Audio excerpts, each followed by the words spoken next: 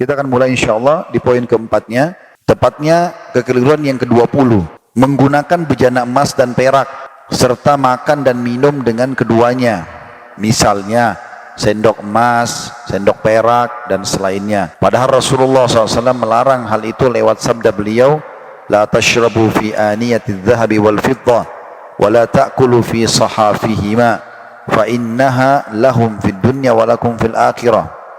Janganlah minum dengan bejana emas dan juga perak, serta jangan pula makan dengan piring terbuat dari keduanya, karena semua itu untuk mereka atau orang-orang kafir di dunia dan untuk kalian di akhirat. Hadis ini riwayat Bukhari dan Muslim. Hikmah diharamkannya hal ini sebab ini merupakan sikap yang berlebih-lebihan, bermegah-megahan dan sombong. Alasan lainnya, karena hal itu dapat mematahkan hati kaum kafir. Nabi SAW bersabda, Innal ladhi ya'kulu aw yashrabu fi aniyati dhahabi aw fiddah innama yujarjiru fi batni naru jahannam. Orang-orang yang makan dan minum dengan bejana emas atau perak, sesungguhnya ia hanyalah memasukkan api jahanam ke dalam perutnya. Hadis riwayat Muslim. Kita rincikan dulu pelanggaran yang ke-20. Khusus masalah emas, ya. Emas dulu dibolehkan bagi kaum wanita jadikan sebagai perhiasan, dan diharamkan bagi kaum laki-laki secara mutlak. Karena Nabi SAW pernah mengangkat di tangan kanan beliau emas, di tangan kiri beliau sutra. Lalu beliau mengatakan, Inna hadaini haramun ala dzukuri ummati. Dua benda ini haram bagi laki-laki umatku. Jadi laki-laki nggak boleh pakai emas, perempuan dibolehkan. Tentu banyak penelitian ya, di YouTube bisa ditonton penelitian tentang kenapa diharamkannya emas bagi laki-laki ya. Di antaranya sendiri kulit laki-laki itu memang tidak bisa sejalan dengan emas. Beda dengan ibu sebagai wanita ya. Hikmah Allah Subhanahu wa taala. Yang jelas itu tidak boleh. Kalau perak laki-laki dan perempuan dibolehkan. Karena Nabi SAW pernah menggunakan cincin dari perak, gitu kan? Yang ada tertulis Muhammadur Rasulullah. Kalau menggunakan selain daripada itu, maka lebih cenderung kepada larangan seperti gelas, piring, ya, ini tidak boleh. Kalau cuma warnanya emas tidak ada masalah.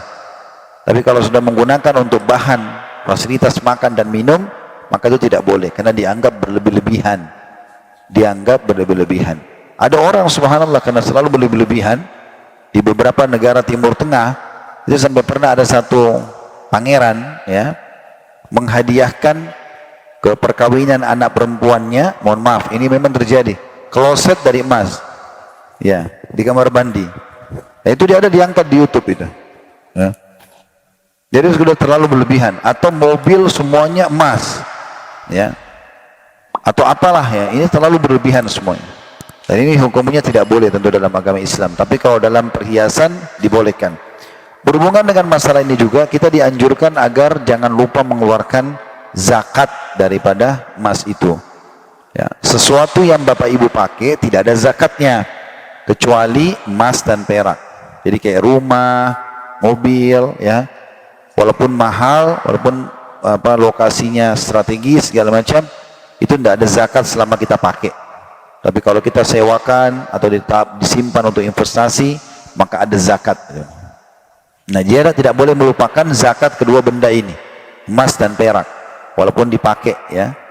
Sebagaimana ada dijelaskan sendiri dalam bab zakat, masalah itu yang sudah saya rincikan ada di YouTube tentang masalah bab zakat.